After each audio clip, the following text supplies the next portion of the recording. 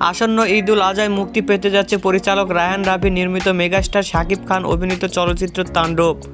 যে সিনেমাটির প্রচারণার কথা বলতে গেলে বেশ স্লো, কারণ এখন অবধি কোনো ধরনের প্রমোশনাল কন্টেন্ট তারা রিলিজ করেনি। অথচ রায়হান রাফির গত সিনেমা তুফানের কথা যদি আসি, তুফান সিনেমা শুটিংয়ে অংশ নিয়েই তারা টিজারে অংশ শ্যুট করে ফেলেছেন এবং সপ্তাহখানেকের মধ্যে টিজার আপলোড করেছিল। কিন্তু তাণ্ডবের ক্ষেত্রে পুরো ব্যতিক্রম।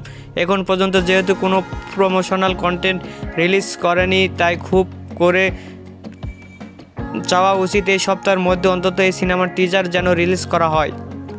হাতে সময় আছে খুবই কম। আর যদি প্রমোশনাল কন্টেন্টের কথা বলি তাহলে সেইটা একের অধিক, যেমন সিনেমার টিজার, ট্রেলার, গান ইত্যাদি।